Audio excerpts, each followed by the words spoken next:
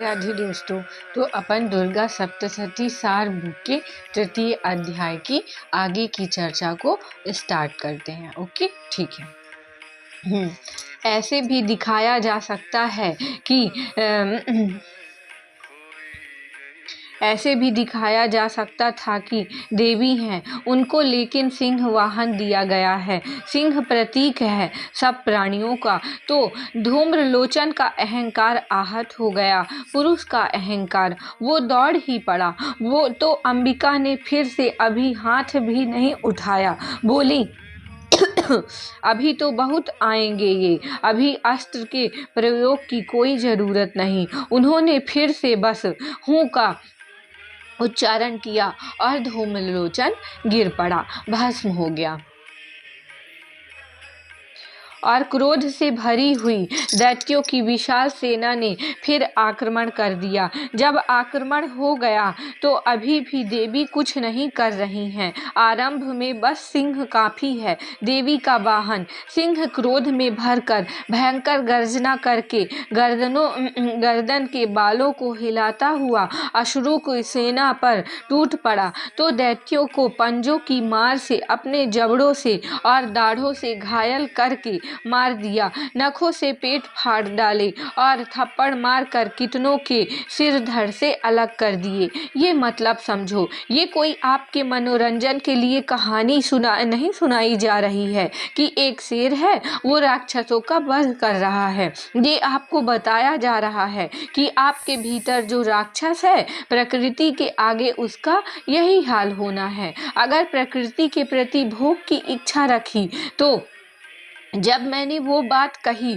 थी जिसके फिर आप लोगों ने पोस्टर बना दिए हैं, प्रकृति माँ है, पत्नी नहीं, उसे नमन करो, भोगो नहीं, तो मैंने शुंभ निशुंभ से ही कही थी। वो पत्नी बनाने को आतुर थे ना कि इसको पत्नी बनाएंगे। बोले इसको पत्नी मत बनाओ, वो माँ है, वो भोग के लिए नहीं है तुम्हारे। तुम पहचान नहीं पा रहे हो उसको। माने तुम्हारा जो जन्म है, तुम्हारा जन्म भी प्रकृति है ना, प्रकृति से हुआ है ना। तुम्हारा जन्म भी किसके लिए हुआ है? भोगने के लिए नहीं हुआ। तुम्हारा जन्म किसी और उद्देश्य से हुआ है। अपने जन्म के उद्देश्य को पहचानो। अपने शरीर को भोगने, जगत के सब संसाधनों को, पशु पक्षियों को, प्राणियों को भोगने के लिए तुम्हारा जन्म नहीं हुआ है। तो अब धूम्रलोचन साफ हो गया।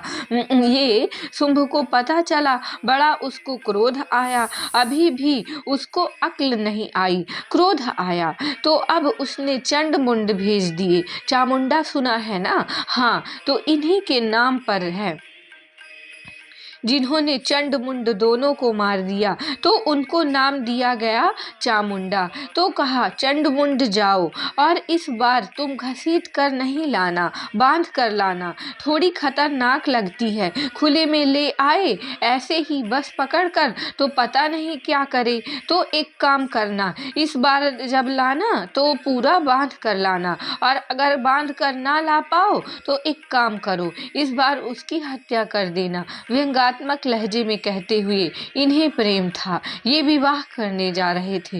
पहले तो बोला कोई राक्षस कोई रक्षा करने आए तो उसको मार दो। अब कह रहे हैं कि एक काम करना, उसी को मार दो।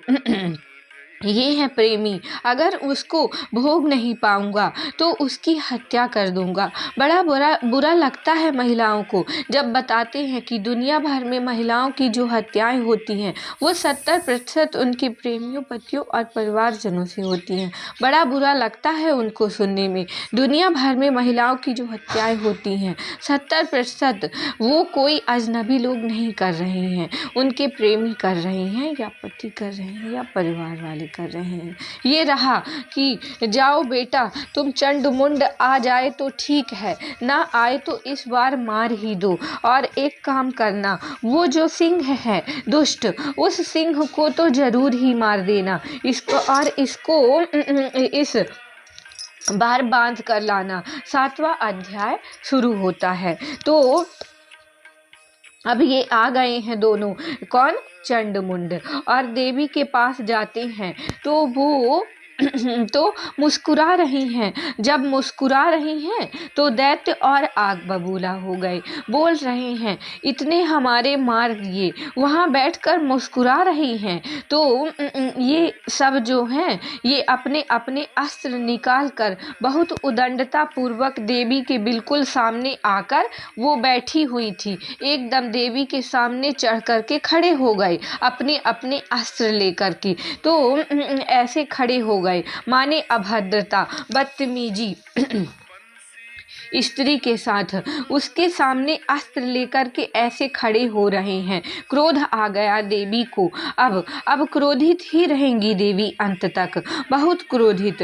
बोल रहे हैं, ये देखो, मैं सोच रही थी कि इनको कुछ समझ आएगा, उसकी जगह तो ये और बदतमीजी कर रहे हैं। तो अब उस क्रोध के कारण उनका मुंह काला पड़ गया, ललाट में भौहें टेढ़ी हो गईं और फिर विकराल मुखी काली प्रकट हुई। मुख कैसा हो गया? काला। तो इसलिए आप काली देवी को जब भी देखते हो कैसा उनका होता है वर्णन, चित्रण कैसा होता है? क्रोध में वो क्रोधित है और वो जो काला रंग है क्रोध से ही वो काली पड़ गई हैं। यही प्रकृति है, इसके कोप का कोई अंत नहीं। ये इतनी क्रोधित हो सकती हैं, इतनी क्रोधित हो सकती हैं कि आपको कहीं का नहीं छोड़े। प्रकृति का क्रोध किन रूपों में प्रकट होता है? बाढ़, दावानल, भूकंप, महामारी, और बात ही नहीं कर रहे हैं, उस शब्द तक की नहीं आ रहे हैं श्रोताओं से कहते हुए।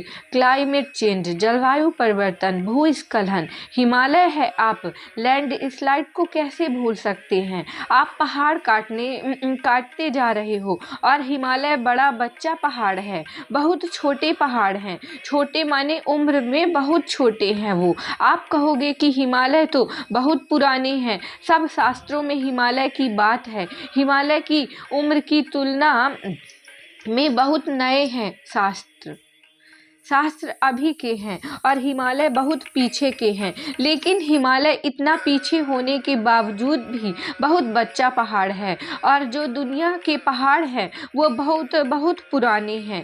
जब बहुत पुराने हैं ना तो वो सब पहाड़ अब स्थिर हो गए हैं, वो जम गए हैं, पक्के हो गए हैं अपने। और पास के ले लो, जैसे अरावली है या विंध्य है, विंध्याचल जो है वो भी पुराना है।